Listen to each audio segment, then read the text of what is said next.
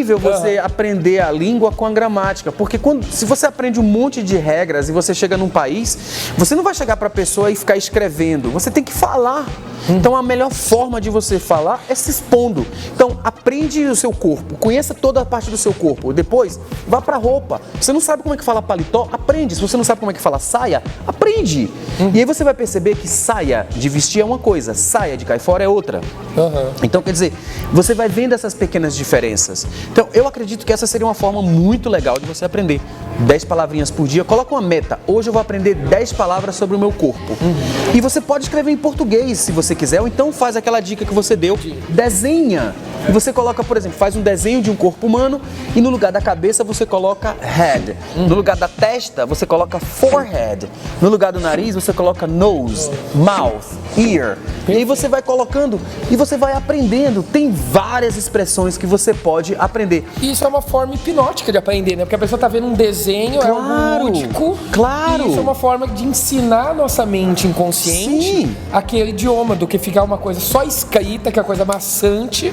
E quando a gente vai colocando cores, desenhando, colocando, né, as palavrinhas no lugar das coisas, isso está ensinando, porque a nossa mente inconsciente aprende muito melhor por imagens. Lógico. Né? Imagens e sons, né? Imagens, sons, sensações, do que aquela coisa que você está vendo a coisa escrita. É porque eu acho, Tom, que no final das contas, o processo de aprender o inglês a partir da gramática não é um processo natural. É verdade. Eu acho que o processo natural é o processo da repetição. A criança, ela não dorme um dia e acorda no outro dia depois de ter passado 3 anos lendo um livro falando o idioma. Não, ela simplesmente pega a mãe, ele pega da mãe, pega do pai, pega dos irmãos, frases soltas, depois eles vão juntando essas frases e ela se torna fluente lá depois de 2, 3, 4 anos ela está fluente. Da mesma forma, eu acredito que deveria ser o aprendizado de uma língua.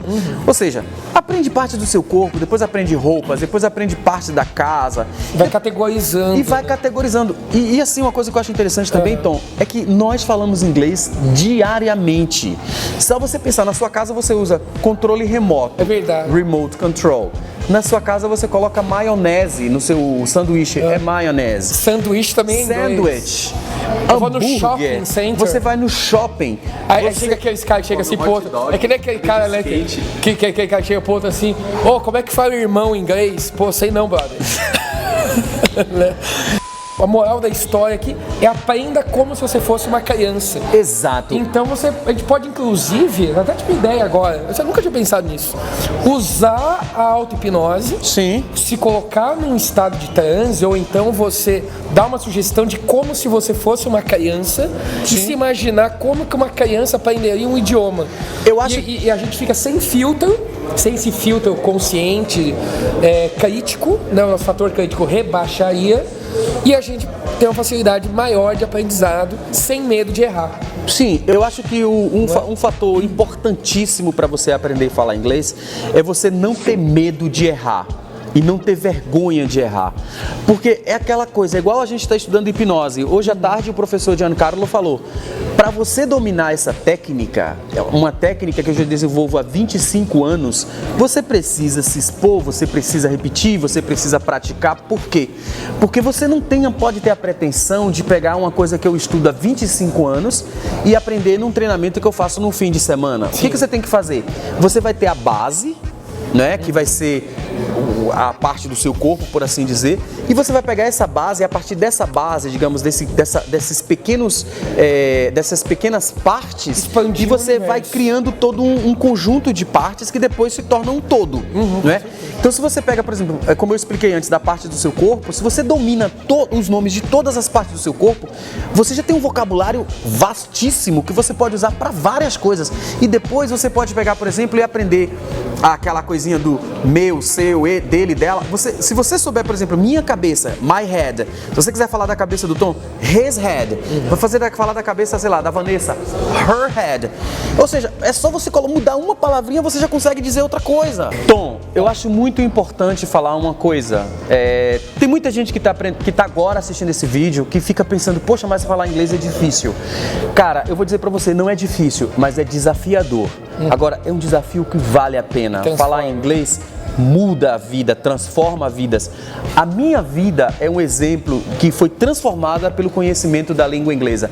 Eu não estaria aqui hoje, literalmente eu não estaria aqui se eu não falasse inglês. Então, domine inglês para mudar a sua vida. Inclusive tem muito artigo em inglês de hipnose, coisas boas que não tem em português. Então, vale muito a pena. Então, quer dizer, é só você pegar esses pequenos detalhes, essas pequenas partes, vai juntando tudo. Agora, não pode esperar fazer isso do dia pra noite, gente. Isso é uma coisa que demora, é um processo, né? Não adianta ter pressa. Tem que ter pressa. Tem que ir curtindo e vai aprendendo como qualquer coisa. E tem que ter constância. Perfeito. Tem que ser consistente, porque o que faz o progresso acontecer... A gente tem um exemplo clássico aqui, cara. Eu conheço uma menina, a Vanessa.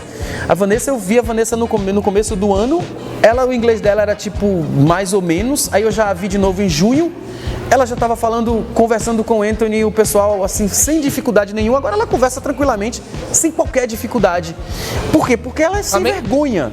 Glória, irmão. Vanessa é sem vergonha. Ela não tem vergonha de falar.